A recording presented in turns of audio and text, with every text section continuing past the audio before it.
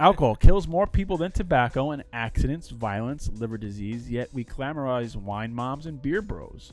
Where's the PSA of a drunk dad beating his kids? Like if you buy a house, you get taxed on the money you make, then you have to pay tax on the house you buy, and then you have to pay property tax until the end of the year, and then when you sell your house, you have to pay tax on the house on the money you sold it for. So you get taxed 4 times. Like you'll see all these ads for this drug and that drug, and then ads for against tobacco and ads for against. Like, but you never see an ad against processed foods and sugar. Don't eat sugar because it's bad for you. What's going on, everybody? Welcome back. We are in the Burn Down studio. Eric and Justin, Brother Cigar, Dapper Cigar. Today, we have no guest, but No guest. we are putting on our conspiracy theorist tin cap hats. Tin cap hats. And we're getting in the thick of it. We're trying to influence ChatGPT to be a conspiracy theorist with us, and we're going to ask him some conspiracy questions regarding tobacco and cigars, and we're going to see what they say. We got an idea from a buddy of ours. He shared us his little back and forth with ChatGPT, and I said, you know what? This is a good idea. I'm going to reference some of the stuff that you used. So shout out to Jacob. But I think it's going to be interesting because the answers ChatGPT were, a little... ChatGPT is a little interesting. It was interesting, right? So let me light up the stogie here. All right, while you do that, if you're new here, please hit the like button, subscribe button, hit the bell. Although you're probably not on YouTube, watching on YouTube anymore because, YouTube banned us. But we are on Spotify. They didn't ban us. Well, whatever. Listen, if you like this, okay, do us your kindness, share it with a friend, follow us, subscribe to us wherever you're listening or watching.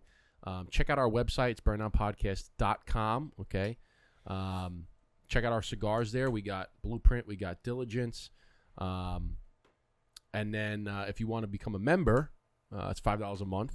You get discounts to all of our stuff. And we do the giveaways, we do all that stuff. A month. So that's that. And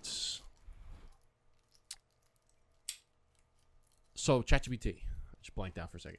So ChatGPT. Yeah.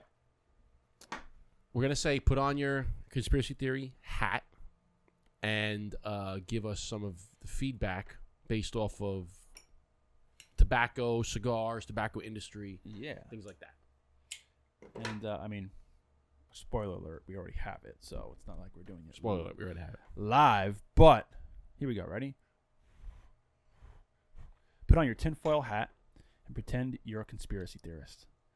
One that believes that government hasn't always been forthcoming towards the public and based on the truth that has come out, believes that the politicians often put profits over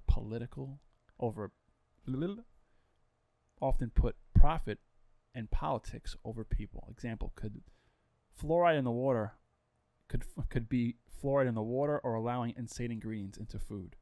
What would your thoughts be on why the government all of a sudden said tobacco was so bad for you in the mid-1900s when it had been a tremendous part of world life for hundreds of years, particularly grown in America? Think outside the box, really, and think of all angles. Could it be lobbyists or purchases of companies? Tobacco industry purchased the junk food companies. Could it be it relaxes people and the government wants people to be stressed, etc.? These are the examples. Also, why is there a state-funded propaganda against tobacco? You don't see any ads against drunk driving, but you do see videos paid by the state where someone is dying of emphysema or some teenager with lost all of his teeth. Also, don't see ads against cocaine or marijuana. And the other thing, I don't know, did we put in there about like the presidents? Like it used to be a very, like presidents would smoke cigars. Winston Churchill smoked cigars. All these people would smoke cigars. Even like you'd see athletes, whenever they won a championship, they'd be smoking cigars. But now it's a big thing so let's see what ChatGPT says. So it came up with 1, 2, 3, 4, 5, 6. They gave us it'll be interesting. Initial 6 different responses. Can you copy that? Hold on. So you sent it to me, right? Yeah, you sent it to me right here. So I'm gonna click it. Just because I'm curious, I'm gonna go to the top, okay, and I'm gonna I'm going to copy that whole thing. And what you just read, right? These are examples. Okay, I'm going to copy this whole thing. And I'm just going to go to a new one. And I'm going to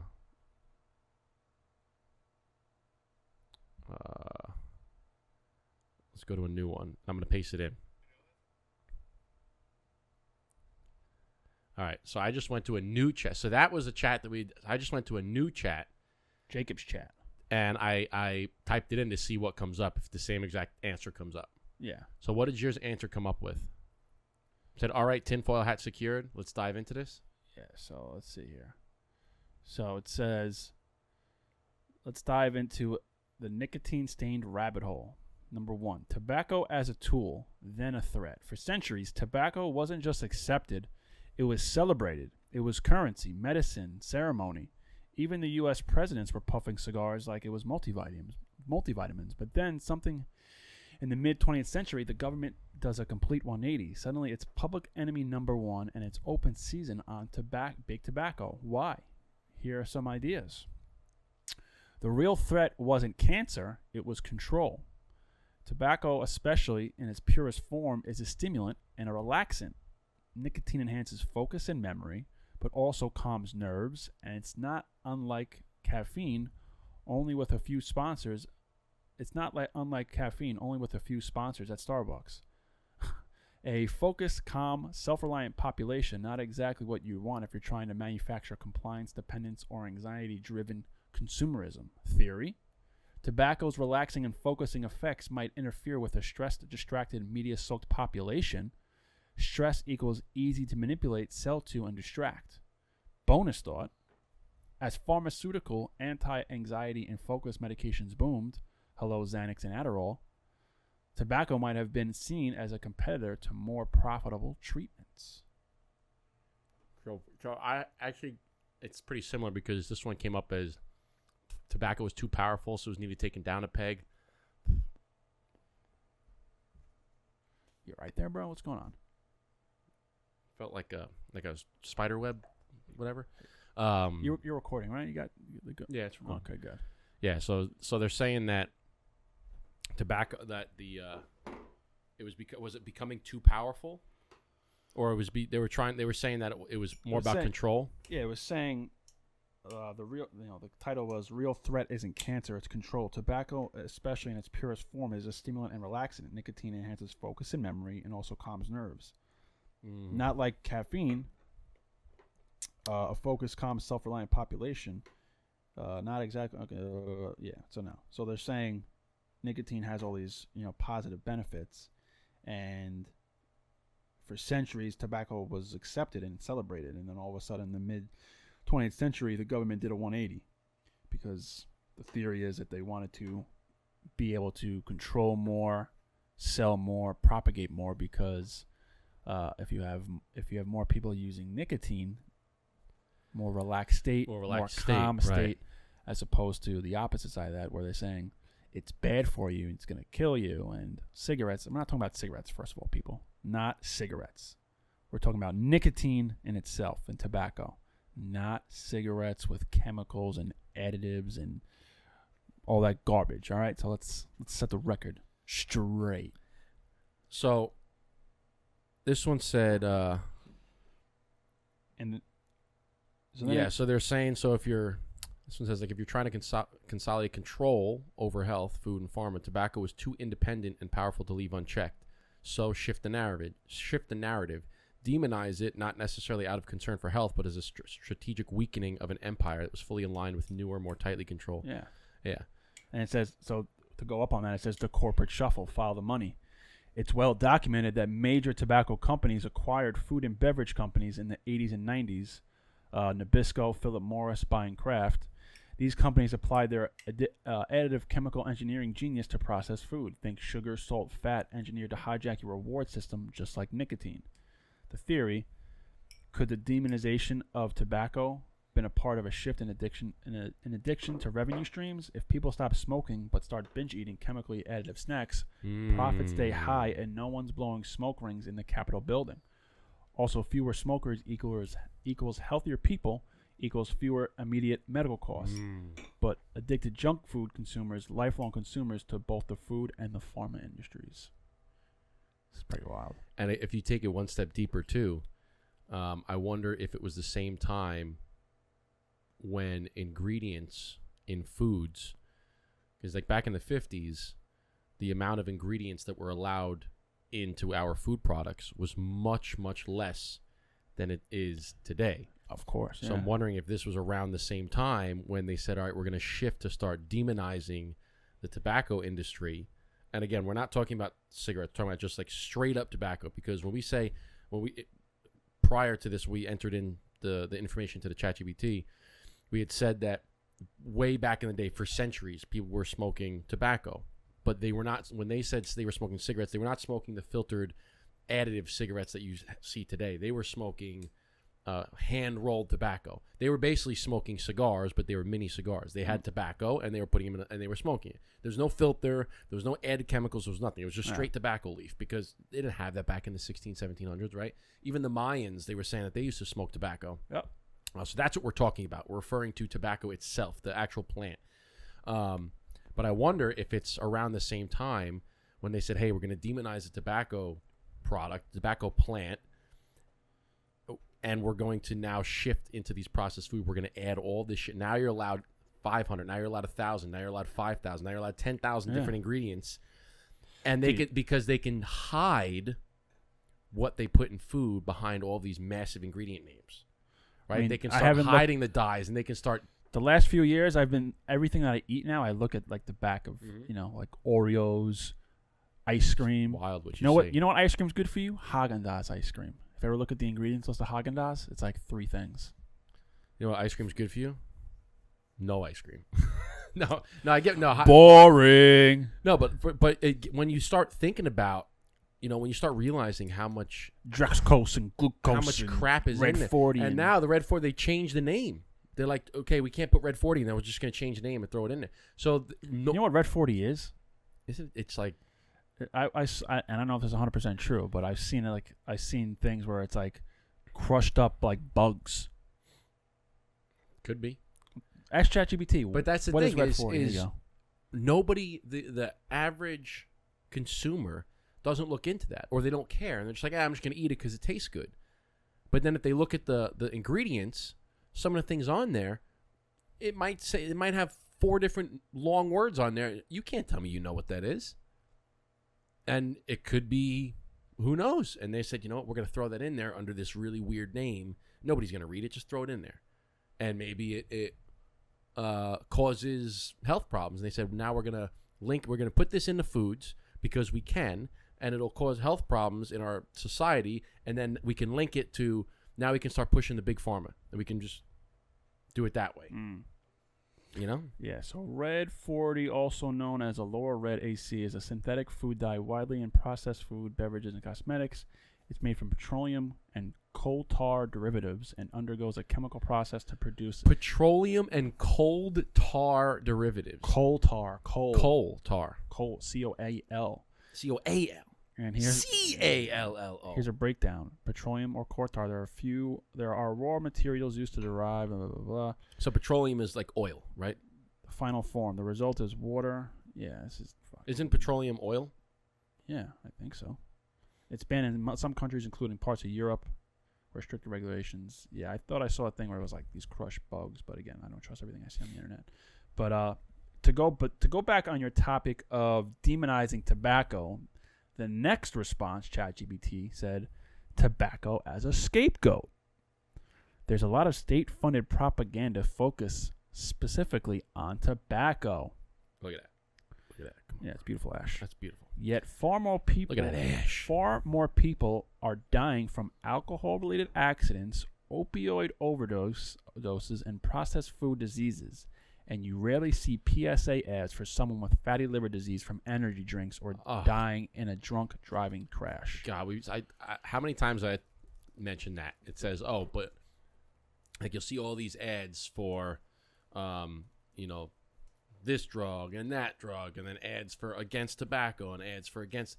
It's like, but you never see an ad against processed foods and sugar. Yeah. You never see an ad, don't eat sugar because it's bad for you. No. Don't eat McDonald's because it's bad for you. No. You see the advertisement for, you want to supersize your Big Mac meal, and it's 9,000 calories. You see an ad for a unicorn drink at Starbucks, 9,000. That's all you see. You see ads for junk food and ads for Gushers and Oreos and Dunkin' Donuts and this. That's all the ads you see. You don't see an ad for, hey, why don't you take your kid outside and exercise for 30 minutes a day? It's really good for them. No, you don't see that because it doesn't make them money. No. So that's like to say, like, where I think the NFL used to do those commercials, like 30 minutes a day of activity, like den and activity. Sure, you don't see them anymore. You don't see the healthy options. So, or I should say, then they spun it a little bit and they said, all right, we're gonna offer healthy options, and then they'll put out, oh, we're gonna do this. You can get a salad at McDonald's. I'm like, yeah, but or you can just go make a salad, like make your own salad. Who knows what you tell me that you know what's in that salad? You know where those fruits and vegetables came from? You're telling me that you think those are organic fruits and vegetables and they've been sitting on a truck for forever? Yeah. Or the other thing, somebody said I read it somewhere, and I think I mentioned it on the show before, is if there's a nutritional food, a healthy foods aisle in the grocery store, what does that make the rest of the store? True. That's a great If point. there's I'm gonna say it again, if there's a health foods aisle in a grocery store, what does that make the rest of the store? Excluding obviously the produce section and the meats, the butcher section, but all the aisles up and down. One of them is health foods. Yeah. And all the other aisles, everything else. Now there's paper goods and stuff, but what else? The seasons, the chips, the frozen food section. What are all those aisles? They're not good for you. Stay out of them. This is true. They said that if you went into a grocery store, whoever they is, but I heard this before. Who's they? I heard this before, that if you go to a grocery store and you just don't go into any of the center aisles, just stay on the outsides, you'll be significantly healthier in your diet. If you just go in and do an outskirts and don't go through the middle aisles for anything, because what's on the outskirts? You come in produce, like in my store, produce is on this side, right? Then if you come around, if you go to, like if I go to Uncle Giuseppe's, Trader Joe's, you walk in, you got dairy, you got your yogurts, you got your milks, eggs, bread.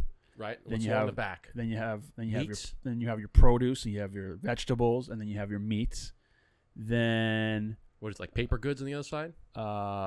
That's really like that. This Trader Joe's is kind of small, so on the outskirts, that's what it is. You walk in, it's yogurts, milks, eggs. Then your So it's like greens dairy, and vegetables. Greens and vegetables, and then maybe breads on one and side. then fruit. Then there's cheeses in the corner, and then there's meats, and then that's really it. And then everything else is And then what's all in the center? Like your spices, your canned goods, your chips, all the sauces, all that stuff, right? But like for ours, I go to Lidl, which is a little bit set up a little bit different. But when you come into Lidl, right in the front, there's all the produce, right? There's all the produce. And then over here on the right hand side is all the meats, right? And then there's the bakery over here. But then if you come down this side, it's all of the dairy, right? We have your eggs and milk, and then along the back is like a frozen food section where you can come back through. But then that little section over there after that is like the water section. So you can literally go all the way around and just miss the whole section. But if you go to Uncle Giuseppe's, you go to the left, it's all produce. Bang, produce. Then there's the butcher, and then it's all meats and fish on the back. And then over here, on this side, it's your eggs and your dairy and your yogurts and stuff. And then there's like the breads, and you exit. So if you just go around one circle, you cover all the bases and you go home. Yeah. But if you go to the middle, the candy aisle, the chip aisle, cookies, the sauces, the cookies, the ice creams, the sauces, the whatever what is it, like the foreign foods where they have all the weird sauces and stuff. Cereals, yeah. The cereal aisle, which is all sugar. So it's like sugar, salt, frozen foods. Like I do love cereal, I can't lie. But when you think of it like that, it's it's funny. And then why are they? Why? And then also, I heard the like a psychology behind grocery stores is why the aisles are so tall. So you can't see like to the other aisle. So you have to go. Oh. You have to kind of snake through it. That's why they're so. That's why you can't see them. One, they can fit more real estate, And everything that's the most expensive is at eye level. Because they want, like, the average height. They want you to look at most expensive items, and you can't see over the next aisle. So when you're down here, the only way to get back to where you have to go is you have to come back this way. It's all the big box stores. There's all science to it. I just watched the whole thing about Target. I saw a thing that was like, why do you go to Target expecting to spend $100, but you spend $400? And it's like, as soon as you walk into Target, you see like the little dollar trinkets, the little pick me up. So it's like, oh, let me get a couple of these, and then that opens up your brain to start saying, all right, I can spend some more money now. Then you go down here and you do this, and you go down. And you want to know what else they do? So one of the things that we go to our grocery store, we go to Lidl first and buy all the stuff. Whatever we can't get at Lidl, we stop at Target on the way home if we need specific items. But where is the food in Target? Every Target, where do they put the food? In the back? In the back of the store. So if you have to go into Target to get something quick, I'm going to go in and get a case of beer. I'm going to go in and I'm going to get, I need milk, or you have to stop really quick to get milk and eggs in the Target. Where do you have to go all the way to the back of the store to get it? Yeah. And then how do you get to the front? You got to pass all of the other stuff. And they're hoping, like, hey, you're coming in just for milk and eggs, but I'm going to make you pass everything else twice to get it. So maybe you might, I'm going to stop over here. I'm going to stop here. I'm Just science. Just like a casino. You go in to get a bag of chips. You got to go, in ours, you got to go all the way up and all the way to the left. Bag of chips. And then how do you get back? You got to pass all the toys in the electronics section. Or you have to go down the center, which is all the home section. Then you get into the clothes. And everything is engineered. Nothing is by mistake, my friend. It is. That's why all the good stuff's like in the back of the store. Nothing is by mistake. They get you to go through the store. Nothing is by mistake. It's engineered like that. 100% engineered like that. I wanted to finish up these couple of things here. So this is... we're at 20. We're at 2. All right, cool. 2. So this is the continuation of tobacco as a scapegoat. It says, why tobacco? Why not use anything else as a scapegoat? Because tobacco, it's visual, it's disgusting, it's easy to shame, and it creates a narrative that the government is doing, quote, doing something without threatening bigger industries like big alcohol or big pharma. The theory is tobacco became the scapegoat so more lucrative dangers could continue unchecked. You can't wage war on opioids when the government is in bed with the companies pushing them. Sheesh. And the you remember when that came out and we like refused to do it on the show? I know. So we go, that was like what, 4 years ago? Jesus, it's like 8 years ago. People don't forget. People don't forget. And the next one is political profit, the sin tax game. Tobacco is taxed like crazy, and as fewer people smoke, states rely more on the fear of tobacco to justify those taxes. The theory is states and governments don't actually want tobacco to disappear. They want to demonize it enough to be taxed into oblivion, but legal enough to still bring in billions. That's why you get quit smoking PSAs from the state making hundreds of millions off of cigarette taxes. Yeah, it's like a big circle. Yeah. It's like, we don't want you to do it, so don't do it. But if you do it, you're going to pay big money for it. Yeah. Right? And we want you to do it because we want you to pay for it. Yeah. We don't want you to do it, but we want you to do it. And if you do decide to do it, we're going to tax you for doing it. Yeah. Heavily tax you on it. Dude, it's all a game. It's all a scam, dude. It's always government wants to get their cut. And Always. What's crazy is to continue on this whole, what was the American Revolution started off of? The Tea Party? And what was the tax on tea? Why they got that upset about Yeah. it? It was barely, I don't know, it was probably nothing. It was probably not Couple not, percent not tax much on tea, and they started a whole revolution for it. Yet here we are in 2025, and most Americans are paying 30+% tax. They're getting taxed on the money they make, and then paying tax on stuff they buy, which then they have to pay tax on again. Mm-hmm. Like if you buy a house, you get taxed on the money you make. Then you have to pay tax on the house you buy, and then you have to pay property tax until the end of the year. And then when you sell your house, you have to pay tax on the house on the money you sold it for. So you get taxed 4 times. Mm-hmm. Meanwhile, a revolution was started over a 3% tea tax. We're getting taxed out the ass for double, triple, quadruple taxation. Isn't there a law, no double taxation? We're quadruple. And nobody's saying boo about it. Fuck it. Whatever. It's a damn shame. Come on. No, 100%. 100%. Were we accurate with the person? No. I just saw a map of the states. I'll show you right now. I'll show you the states that are taxed the most. I just saw a follow account that just put it up the other day, and I was actually reading it. Let's see. Let's see here. Yeah, here we go. Here we go. The tea tax that helped spark the American Revolution was the Townshend Act of 1767 on imported tea.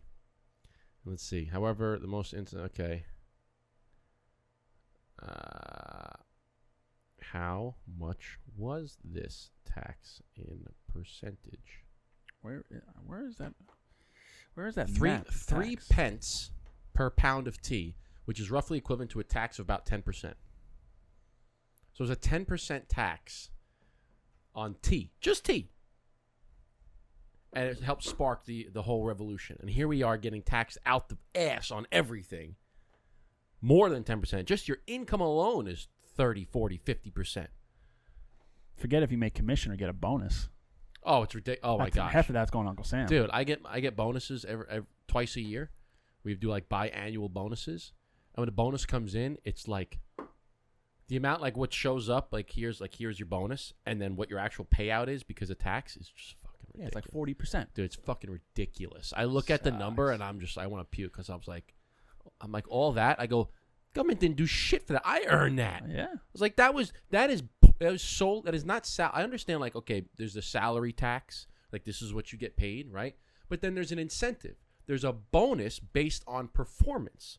Based on how I did is how much I get in bonus. You got extra cash. That should be all me, bro. It should be the opposite.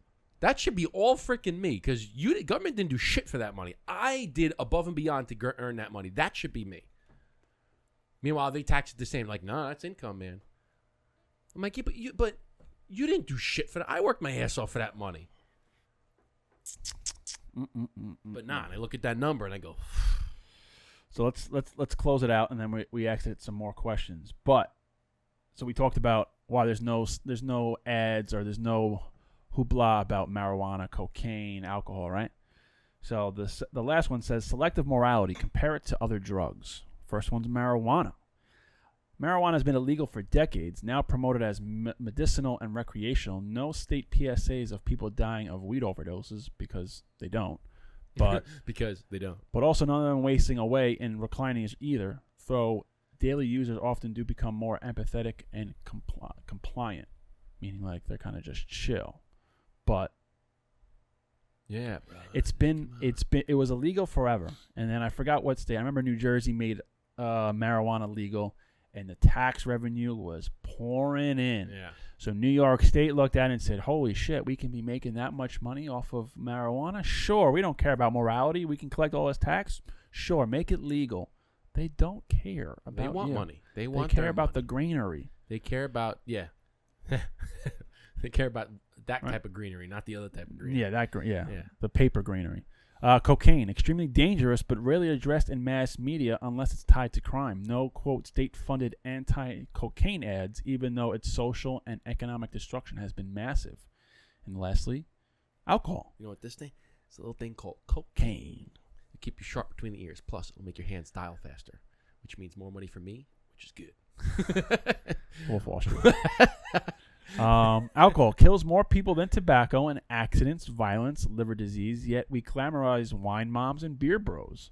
Where's the PSA of a drunk dad beating his kids? Which I honestly think alcohol is the hardest and the worst because I use this example all the time. If you're a recovering alcoholic, right?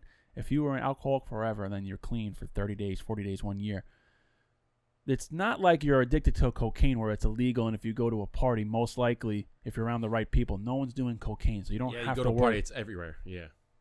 Things are based around alcohol, softball games, your kids' baseball games, your neighborhood walks around alcohol. So there's no, unless you surround yourself with people who don't drink alcohol, I feel like alcohol is the hardest to recover from because it's everywhere. It's easy to buy. Everyone does it, and it's the biggest factor in deaths and liver disease and crime. Not the biggest. It's associated with crime, but not the biggest. But it's nuts. It's hard. It's I've had alcoholism in my family, and it's sometimes I wouldn't I had family members that were alcoholics, and I wouldn't really want to drink a beer in front of them because I kind of felt like that was the wrong thing to do. Yeah, you know what I mean. And I was like, I don't want to be the reason they think about it. No, I've had friends that were same thing. Yeah, that were clean. Friends family, had a problem with it, clean, and then we're like, so when you go out with them, it's like, no, we're not gonna seltzer, water. So let's see here. The conclusion with the hat still on. It says tobacco isn't the enemy; it's the narrative that's been weaponized. Demonize one addiction, normalize others, funnel profits through food and pharma, and keep the population just scared enough to stay distracted, all while telling them it's for their health. Which sums up pretty much everything, right? Tobacco isn't the enemy. They had to demonize something, and they picked tobacco. Yeah, and it's and I feel like if you could take it one step further too with the cigarettes, because the cigarette business is taxed, and it's billions of dollars, right? People smoking cigarettes, and instead of keeping them together, they're going to rope them both. They rope cigars in with the cigarettes because they're like, hey, it's all tobacco. We're going to demonize the whole thing, and we can tax it more now, as opposed to just, meanwhile, keeping them separate, because the tobacco itself, they don't want to say that it's what you add into a cigarette that is causing all of these cancers and causing all of these problems. They don't want to say that.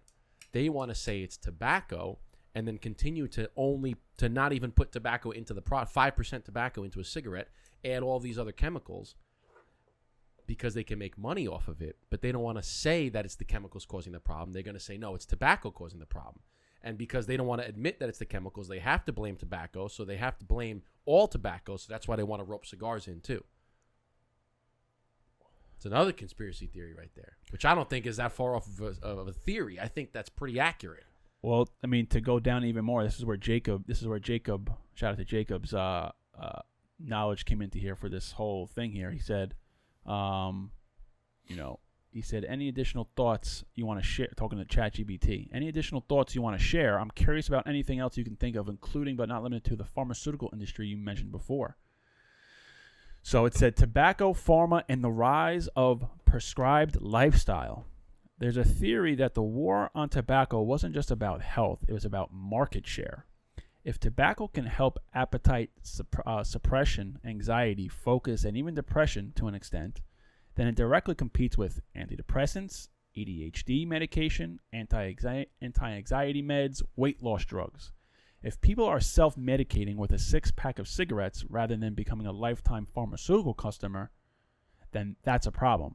At least for shareholders, if you can successfully villainize tobacco, you can steer people towards patent insurable, doctor-approved treatments. So I agree with that statement, but it's not saying cigarettes. If you can self-medicate with cigars rather than becoming a lifetime pharmaceutical customer, then that's the problem. Mm-hmm. I think that's where ChatGPT messed up there. It's not. No, I know what they were saying. They were like, instead of, But even so, they don't want to demonize the pharmaceutical industry. They want to demonize something. They don't want to. Again, they don't want to admit that, a lot, like 80% of what's in the pharmaceutical industry is bad. They don't. Now, granted, okay, there's certain pharmaceuticals that you need.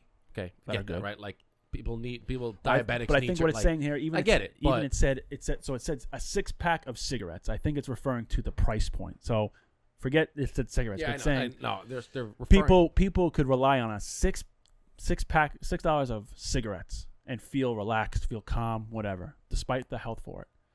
That competes with pharmaceuticals that are much more expensive. Yeah. So they want to demonize tobacco that's the scapegoat that you said. They got to pick something because they don't want to admit that their industry I don't think it's even admitting. I'm saying I think it's because they're saying Or they make more someone money. can be more relaxed with a $6 pack of cigarettes, a $6 cigar. So that's a super discount compared to a $20 pill or a $30 pill from the pharmaceutical company. So they say, well, we want the bigger profits from the pharmaceuticals, so let's demonize tobacco. Obviously, cigarettes are bad for you, but let's demonize all the smoking tobacco, cigarettes, cigars, and people will refrain from using those items and go back and go use the pharmaceuticals for the depression, for their anxiety. Well, it goes back, like I was saying with the series, is they don't want to. They want to demonize something other than the pharmaceuticals because that's where they make a lot of profit. But so they go and they say they can't just say the cigarettes. They want to say tobacco, even though the tobacco itself is just the plant, and that's not what's inherently bad for you. It's all the stuff they put in there. But if they would say, oh, it's the additives into a cigarette that are bad for you, then they're like, all right, well, we add that stuff, so we're purposely. Yeah. They don't want to do that. So what do? They go, okay, we can't do the pharmaceuticals, we can't do all the shit that we're adding in there that make the cigarettes addictive, that basically make our profit, because it's just like fillers in like when you look at some of the foods or whatever, they have filler products where it's like you look at your food, like how much of the food is actually like a protein powder. I try not to buy protein powders that have fillers in there, because the filler is what makes the powder look more voluminous, but you're actually only getting this much protein, right? Yeah. So they can't do the pharmaceuticals. They can't do all of their fillers for the cigarettes because that would be, against themselves. So they go, what else? What can we do? We're going to do the tobacco, because, they go, we got to find something. So let's blame the tobacco instead of blaming Well, and because like you said, you make the profit off of. They go, I make more money over here than I do over here, so I'm not going to demonize this, because if I demonize this is a $100 billion industry. This is a $2 billion industry. I'm going to demonize this. And then they go back to what you said. The circle said, well, you know what? If you want to do this, I'm going to tax you anyway.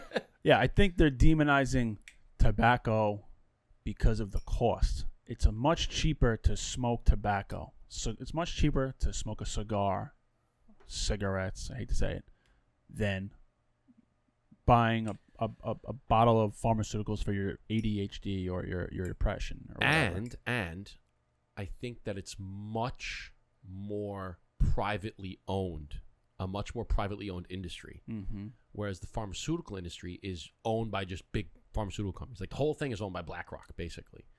But the tobacco industry, the whole industry isn't owned by one. It's owned by a lot of boutique brands that are coming out. But also think about this. You know, you don't see boutique pharmaceutical companies. Going back to the price point here, right? Because this is what this is my conspiracy theorist on why they demonize. This is good. I think it's because of the cost. Whether it's cigarettes, whether it's cigars. If someone is addicted to cigarettes for 20 years, right? They're spending $6. Say they buy call $10 a pack. Call $10 a pack, right? Say they smoke 2 packs a week. That's $20 a week. It's $1,000 a year, right? Eventually, from smoking so much cigarettes, that person will die of all the carcinogens and chemicals. So the pharmaceutical company will look at it, and the government will say, well, we can keep someone addicted to this ADHD medication for their whole life, and they pay $100 a bottle their whole life, as opposed to a $10 pack of cigarettes that has a lifespan of 20 years if they're a consistent smoker. So... Yeah. And then take it one step further, go back to the processed foods. How many times, I see this a lot, how many times where you see a child that is loaded with processed foods and sugar, and they're bouncing off the walls, okay? Be like a little boy who is just can't sit still in school. He's loaded with sugar, all this stuff, right? And they come in, they say, oh, I think he's got ADHD. I think he might have autism. I'm going to put him on this medication. Instead of saying, wait a second, don't you think it could have something to do with all of the processed foods and sugars that he's eating, which is making... First off, he's a young boy, which means his attention span is off because I got to go. I want to play.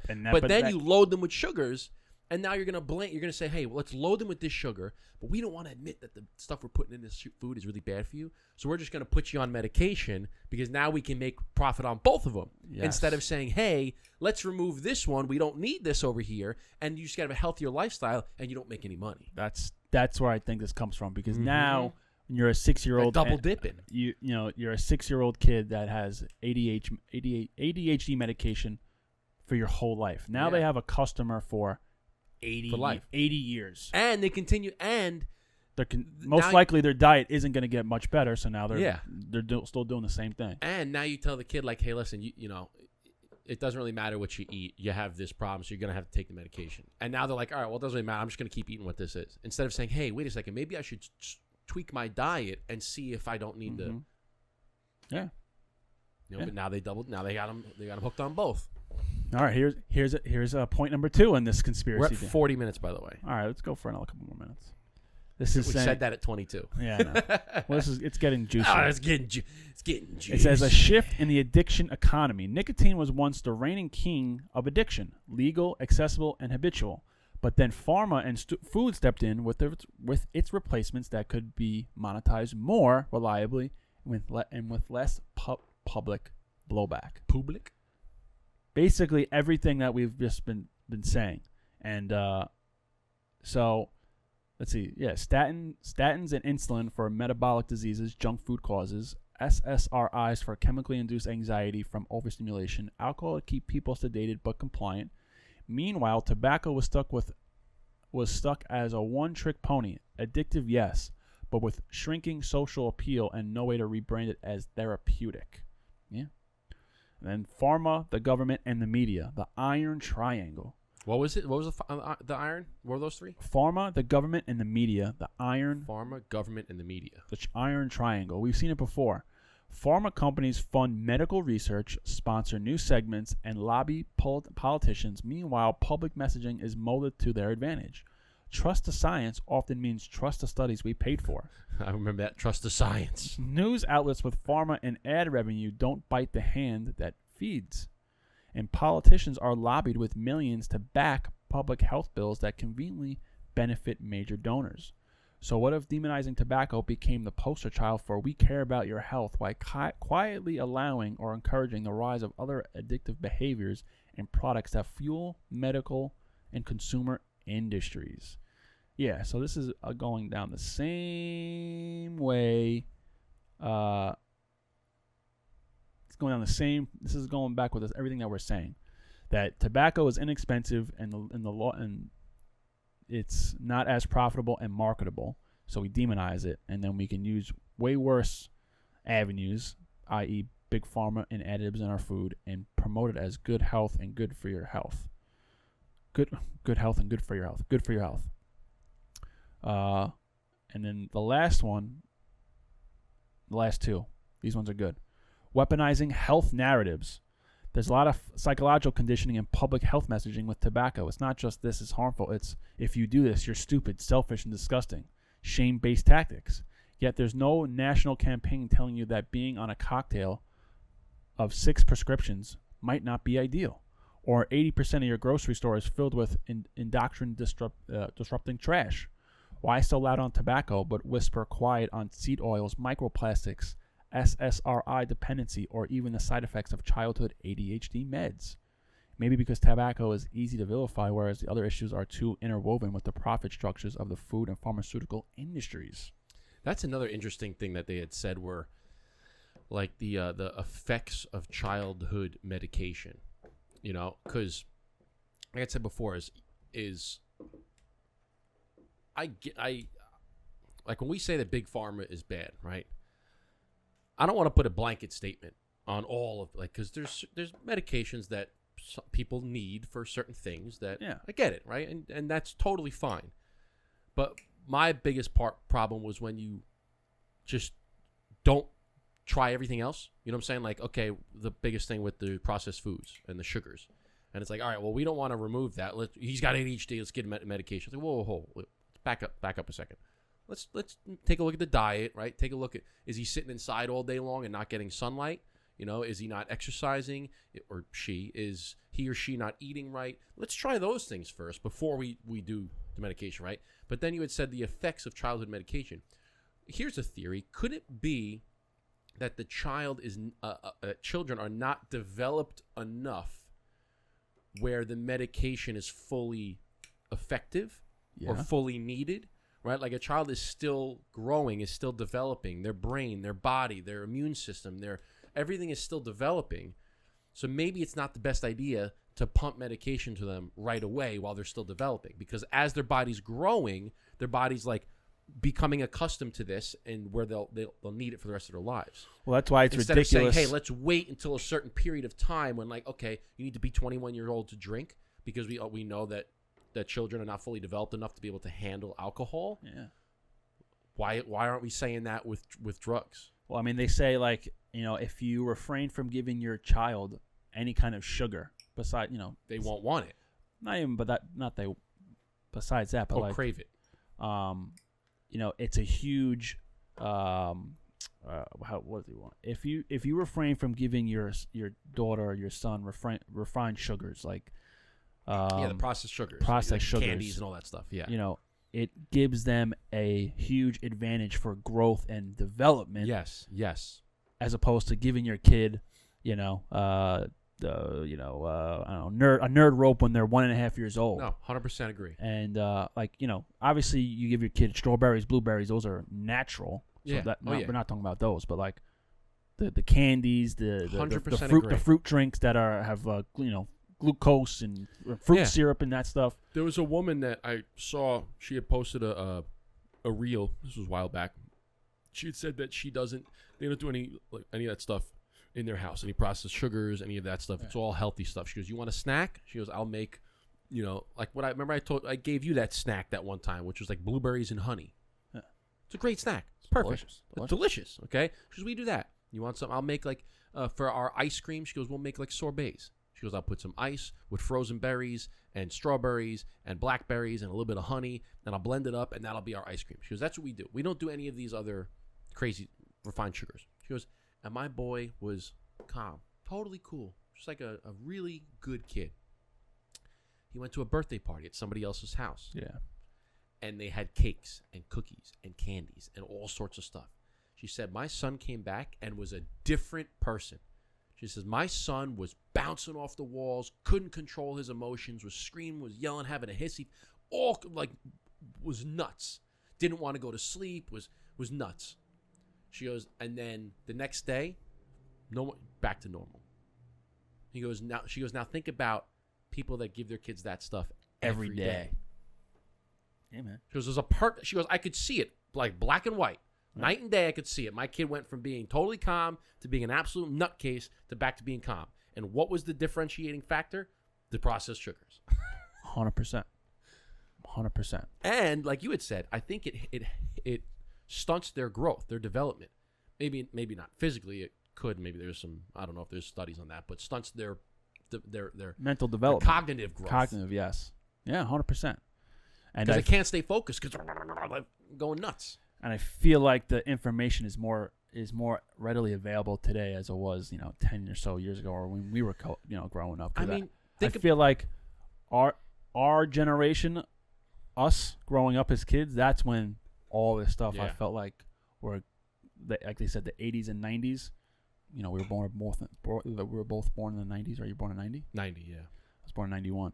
So, this is all directly related to us. I.e., I'll give you a big fat for instance, or I'll give you a big fat for instance, or a real life example. Santa Claus. 4.5 years ago, they found the doctors found polyps in my colon, and I had to get multiple colonoscopies. Found bumps in your butthole. I didn't know what. I knew something was wrong because bumps in your butt. My ass was red. I'd be dropping off the Cosbys at the pool, and there was blood all in the pool, and I didn't know why. I was like, did I get cut or something? My ass be red. So I went to my ass was hurting. It wasn't hurting. It was just bleeding, and I'm like, this is wrong. You didn't go to one of them backdoor parties? No. I never got my shit pushed in. You get a little too tuned up, came back, butt was hurting. No, I never got my shit pushed in. Pushed in, bro. I got my shit pushed in, bro. So I went to the doctor. You didn't go to prison, right? No, never been. Thank God. Don't drop the soap, homie. So the doctor was like, listen, I think you should get a colonoscopy just to be sure. And at the time this This was like 2019, so I was like 20. I was gonna say you were kind of like you were almost 30, right? Yeah, I was like 27. Yeah, 20, I remember it. Yeah, because you couldn't smoke for a couple of days, right? Yeah, You don't smoke though. you don't smoke though. But But the craziest part. So I got a colonoscopy, but before I got a colonoscopy, he said, "Hey, we found a polyp. It's we don't know where it's at yet. We have to run tests, this and that." Thankfully, it came back non-cancerous. It wasn't benign. So then I went to a different hospital, Sloan, in the city, that's known for all the cancer surgeries and whatnot, and I had to get I forgot what it was. I forgot the type of procedure, but it's essentially like a colonoscopy, but you're up, and I'm sitting on my side. You're like, whoa, bro. It was I've been uncomfortable. This is the most uncomfortable. It wasn't painful. It was extremely uncomfortable. They put like a camera up your ass, yeah, and it's on TV. Yeah. And you're kind of like posing like Rose in Titanic. You're like on your side pose. Paint me like one of your French girls. Yeah. I'm looking at the screen. I'm looking at this guy go through my intestines, and you can feel the camera going. It was the weirdest feeling ever. He had to give me an anemone and an enemy or some shit. Enema? An enema. Yeah. That was the weirdest thing. So I said, "Doc," I thought you don't get colonoscopy till you're like 50. And he said, "Yeah." He said, that's usually what it was like. More and more young people like yourself are coming in for colonoscopies because we're finding polyps in their colon. And I said, "What is the cause of that?" And he says, there's no real delineation to it. I said, "Could it be diet?" That would be my guess. He says, I would take a good guess that yes, it's in the foods. And I said, all right. So luckily I got the surgery. They ended up finding 2 polyps that they removed. And that was on. And you've been drinking Metamucil ever since. Drinking Metamucil ever since. The best thing ever, bro. It is. That's actually. It's interesting that you say when you ask the doctor, like, "Hey, I thought that this happens like in your 50s. Like I'm not even 30 yet. Yeah. Why am I getting?" Same thing happened. Remember when I got the shingles? Do you remember? We went to the Cigar Fest. Okay, we were staying at one year. We were staying at the Cigar Fest, and you remember we shared that room with the king bed. It was like off to the left. We had to like double up. We stayed in the ranch. We stayed in like that ranch thing, and our first meal was just like steaks and beer and cigars. I think that was the last. Cigar. You remember that? Yeah. And you remember I was like, I was laying there. I was like, dang. I was like, I feel like I have a sunburn. Do you remember me saying that? You don't remember that? I felt like I had a sunburn, like on my rib cage. I was like, dang. I'm like, and I kept looking at it. I'm like, it wasn't red. Like it was in the middle of May. It's not like we were laying out in the sun. I was like, I feel like I have a sunburn, right? And then all of a sudden, like a couple days later, like it wouldn't go away. A couple days later, I started seeing like these little like bumps. And then a couple days later, it was like, so shingles usually they form like a belt and they go on like one side. And I had all of my rib cage. Well, I don't remember me talking about this. No, I didn't remember you having shingles. Yeah, so I had all around my rib cage, painful, dude, painful. Just felt like a burning sensation, like somebody's just stabbing you with like knives all day long. Ugh.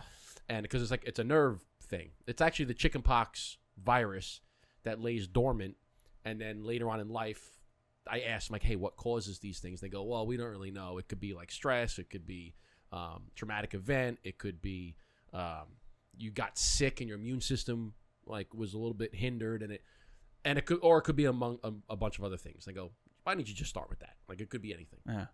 So, but anyway, I had asked the doctor, and I'm like, usually shingles is like a later, like people like north of 50 get it, 50, 60, so they get shingles. Like I'm like 30, like how much? He goes, yeah, I mean, he goes, it really could just, he goes, we don't know. He goes, it could just happen. But I remember going into the doctor, and I'm like, he goes, yeah, it's shingles. A couple, like a year or so later, Kelly got it. Kelly got it on her leg, and she wasn't 30 yet either. And she went into the doctors, and as soon as she started getting it, she was telling me the symptoms. I go, I think you're getting shingles. She went into a doctor, went to like urgent care, and the doctor was like touching it. The doctor's like, I don't know, maybe you should put maybe it's a rash, put some cortisone on it, which is the worst thing you should put on it.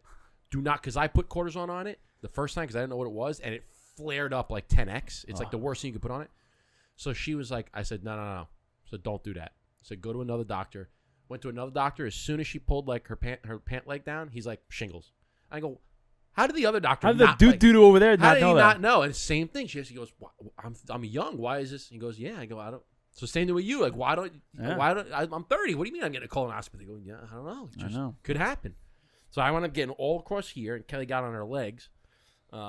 Painful. Yeah. I remember like just sitting there like. Speaking of that, I gotta. My wife keeps telling Wild, me I gotta set up another colonoscopy to get checked. It's been like I have to go like every 5 years. And Yeah, I you think gotta check your butthole. You gotta do it. You know what's You wanted to do it, man. You wanted to do it.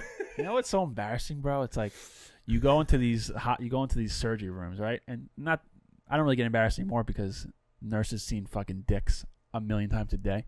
But it's like it's fucking cold in there. So yeah. So sometimes your little guy. Except a maternity ward. No, those are warm. Yeah. Those are like that's hot. not, I was like, that's not for us. I know. I was like, damn. But I'm in this operating room in the hospital. I'm like, man, this motherfucker is cold. And I'm like, my fucking little guy is fucking shriveled up and hiding inside me. They're And like, all right, drop your jaw. Like, no. These these cute nurses in here are like, all right, get coming. I'm like, they're gonna pull my pants down and be like, goo! That's the smallest one we ever seen. They're like, all right, put your They take a picture of it like this. you're gonna have to bump them degrees up a couple bit before I pull these down. All right, degrees up before the pants go down. I'm always like, and every guy, they're like, bro, all the time, like it's always so cold. I'm always like, man, look at this guy's fucking guy, man. Yeah, so yeah, that's that. But we'll leave the episode with this. This is the end of the episode here, but we'll leave everyone This kind of. was good. It was a good conversation. I like these like shooting it. They kind of shoot the shit. No, we started with really shooting the shit. We had a topic, and then we developed. So it says, ChatGPT said, you want to go deeper? We could also get into how. Time out. Pause. I love how we're talking about getting a colonoscopy. Want to go deeper? And you go, here's a little. You want to go deeper? Yeah, deeper, doc. Yeah, I thought it was necessary. I can't feel it in my ribs. Speaking of going deeper, you want to go deeper? We can also get into how nicotine has shown some potential neuroprotective properties, which we discussed many times, especially in studies around Parkinson's and Alzheimer's, and how that information gets buried under just quit smoking or it's bad, or the rise of vaping has a controlled alternative, coincidentally manufactured by companies with pharma and biotechs. Should we still keep going down the rabbit hole? Not right now. We'll leave you guys on the rat hole. But thank you guys. But another pun. Yeah, deeper in butt. Fingers in butts, dicks in butts.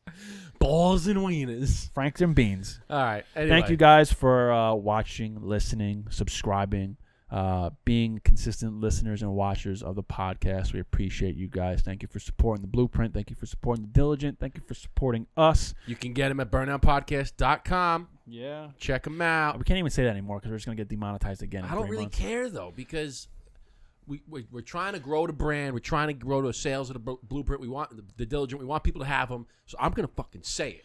Well, we got to be careful on YouTube. Not on Spotify. Not on Spotify. You don't smoke, though. You don't smoke, though. But we got to be careful on How come every time your dad beat you, you cry? We do have video on Spotify now, which is sick. I know. But so let's say it. But then our YouTube channel is going to get really What if we said go to our site and check out our sticks? I mean, does that kind of count? Was that? I maybe, but we just say, hey, go to the site. You know the drill. Like we always said, go to our website, check out the Blueprint Diligent. Check them out. That's it. We don't got to say the word Cigar. Check them out, and then click the link to check out. Word up. Fact. Peace up. A-Town down. Eric, Justin, brother, Dapper Cigar. We love you guys. We'll see you on the next one. Cheers. Chin chin. Salud, my friends.